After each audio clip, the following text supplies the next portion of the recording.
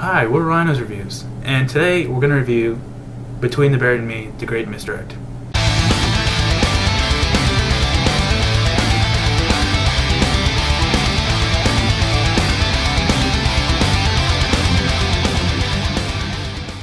We're going to be going over all of the 6 individual songs, production, and give you an overall view of the album.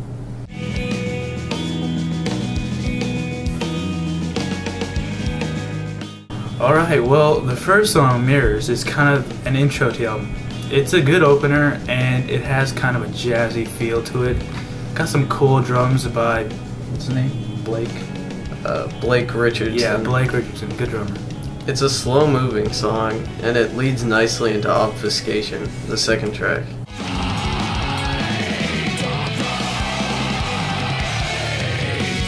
Speaking of the second track, Obfuscation is a very heavy and technical song with some good guitar work, nice drums. I think it's overall pretty tasty.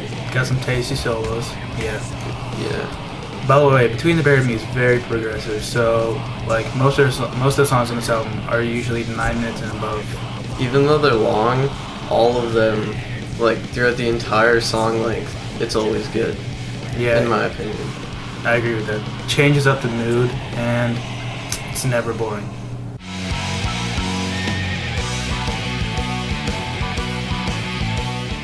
Okay, well, Disease, Injury, Madness, the third track, is probably a personal favorite of mine on the album.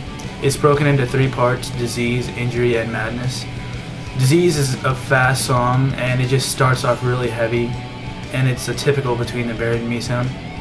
And Injury kind of slows it up, and it's got some very nice guitar solos.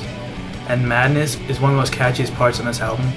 It's got a bass solo, which is pretty epic, right? Yeah, I like that song a lot. It's one of my favorite parts of the album. One of the things Between the Buried and Me is good about is that, like, they can start off songs really well and they can wrap them up really well, so... Yeah.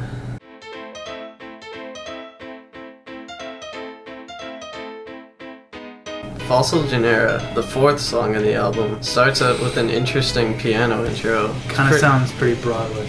Yeah, and then it builds up into like a moderately paced Between the Buried and Me song. Still very technical, as it is throughout the whole album. You would kind of think, how come they're putting that kind of piano thing in the beginning? Well, it's Between the Buried and Me. They're kind of a, you can't really predict what they're going to do. Yeah, very progressive. Yeah, like for example, Ants of the Sky, on the previous album Colors, which is also a really good album by the way, has this random country breakdown at the end of the song, which is kind of funny. So you can't really predict what they're gonna do, but I think like Fossil Genera has a really interesting and nice opener. There's some great solos too. Yeah, Paul Wagner and Dusty Waring, the guitarists, they come up with pretty original solos, and they just really complement each other.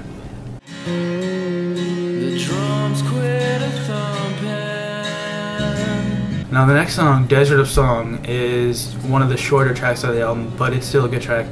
What's cool about it, it kind of breaks up the mood and just takes you a step back. It's got kind of a country feel to it.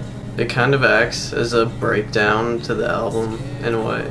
Yeah, it's got a different mood than the other songs.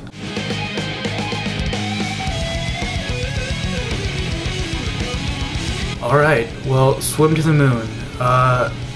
Pretty much only one word summarizes the song, and that's epic. Yes. This song is it's 17 minutes long, so those who kind of don't like listen to long songs, I think you should just give it a shot anyway, because I mean it's like it's never boring, because some bands will just like drone on and on and on with like boring parts, but not Between the Buried and Me. It's that good. I mean, just constant good song. Yeah, there are some like. Another thing I want to mention is the lyrics on the album. The lyrics on this album are pretty powerful and they're nice to listen to. And I think it's a pretty good ending to the album.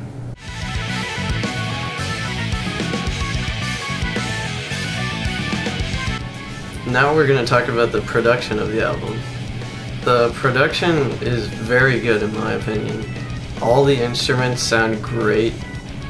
Like especially the guitar tone. It sounds very nice. Yeah. not compressed. I agree. And if you have the bonus edition of the CD, it also contains a 5.1 surround sound, which is a nice addition. I mean, it already sounds good, but the 5.1 just puts it over the top. I've listened to it a couple times myself. It sounds great in 5.1. Yeah, I don't really know who mixed the album, but whoever did, they did a really good job of it.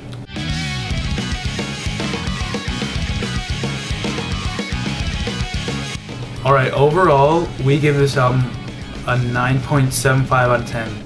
I wouldn't say it's exactly as good as Colors, but it's almost a perfect album. And Colors, which is, by the way, the album before, you'd probably say it's a perfect album, right? Yeah, I'd say Colors is pretty much a perfect album. That was just awesome. It came out in 2007. This one came out in 2009. The only thing I wish is this album should have maybe more songs, maybe 7 songs or 8 songs. Not that 6 songs is a bad thing, it's just that Between the Bear and Me sounds so good that I wish there were more songs on the album. I would say that if you don't have this album yet, you should definitely go out and buy it if you like metal. But even if you don't like metal, I would still say to give it a try, because it's a truly amazing album that no one should miss out on. Yeah, it really incorporates a lot of sounds that it can appeal to anybody, really. Yeah, they have so many genres built into all their songs. Alright, well that pretty much wraps our review up. Stay tuned for our next review. See ya.